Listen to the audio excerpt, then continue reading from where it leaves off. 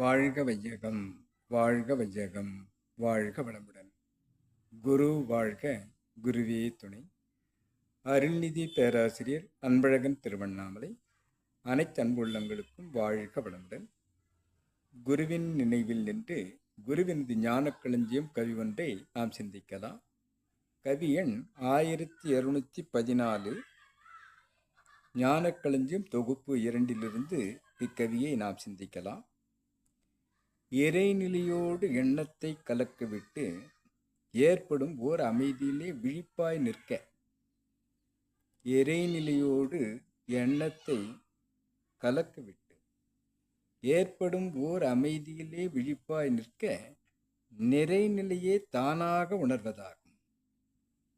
நிறைநிலையே தானாக உணர்வதாகும். நித்தம் நித்தம் உயிர் உடலில் இயங்கும் மட்டும், நித்தம் நித்தம் உயிர் உடலில் இயங்கும் மட்டும் உறைந்து உறைந்து இந்நிலையில் பழகிக்கொள்ள. உறைந்து உறைந்து இந்நிலையில் பழகிக்கொள்ள உலக இன்பங்களில் அளவு கிட்டும். உலக இன்பங்களில் அளவு கிட்டும்.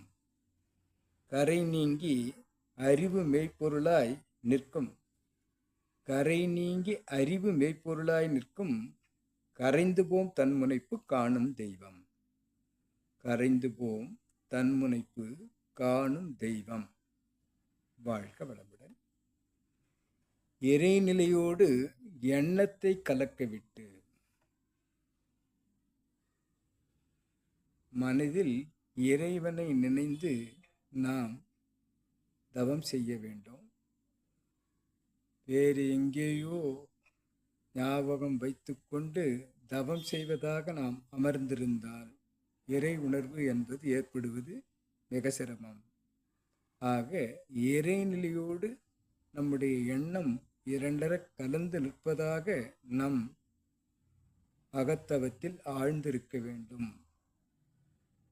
ஏற்படும் ஓர் அமைதியிலே விழிப்பாய் நிற்க. அமைதியில் விழிப்பாய் எண்ணம் நிற்க வேண்டும் என்று சொன்னால் அந்த எண்ணம் அமைதி என்பது எண்ணமற்ற நிலை என்பதாக வருகிறது. அந்த எண்ணமற்ற நிலை நாம் கை கொண்டால் மட்டுமே அமைதி நமக்கு கிட்டும். அந்த அமைதி நமக்கு கிட்டும்போதுதான் நிறைநிலையே தானாக உணர்வதாகும். நிறைநிலை என்பது பூரணம், முழுமை. அந்த முழுமை நமக்கு ஏற்பட வேண்டும் என்று சொன்னால் அது தானாக, இன்ட்யூஷனாக, உள் உணர்வாக உணர்வதாகத்தான் இருக்கிறது. அவ்வாறு உணர்வு பெற வேண்டும் என்று சொன்னால் நித்தம் நித்தம் உயிர் உடலில் இயங்கும் மட்டும் உறைந்து உறைந்து இந்நிலையில் பழகிக்கொள்ள தினந்தினமும் அகத்தவம் ஏற்று ஆழ்ந்து செல்ல வேண்டும். உறைந்து உறைந்து என்று கூறுகிறார். இந்நிலையில் பழகிக்கொள்ள உலக இன்பங்களில் அளவு கிட்டும். உலகத்தில் அளப்பரிய இன்பங்கள் இருக்கலாம். ஆனால் உயிர் வாழ்வதற்காக, இந்த பிறவித் தொடர் அறுப்பதற்காக, இந்த உலக இன்பங்களை துய்ப்பதற்கு அளவும் முறையுமாக நாம் துய்த்து இந்த இறைநிலை உணர்வு பெறும் வரை இந்த உடல் நமக்கு ஒத்துழைப்பு தர வேண்டும் என்பதாக மட்டுமே உலக இன்பங்களை நாம் நாடுவதாக இருக்க வேண்டும். அவ்வாறு உறைந்து உறைந்து இந்நிலையில் பழகும்போது கரை நீங்கி அறிவு மெய்ப்பொருளாய் மாறும்.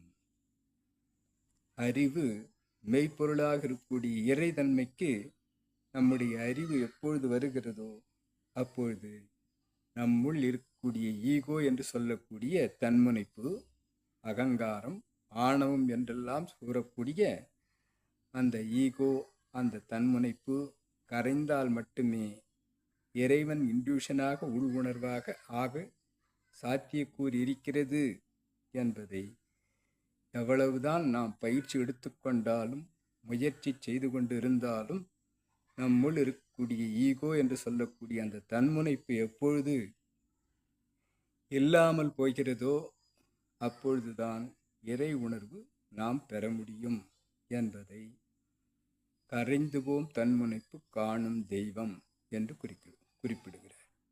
அப்போ எவ்வாறு இந்த தன்முனைப்பு நீங்கியது என்பதற்கு குரு அவர்கள் அறிந்தது சிவம் மலர்ந்தது அன்பு என்று கூறுகிறார்.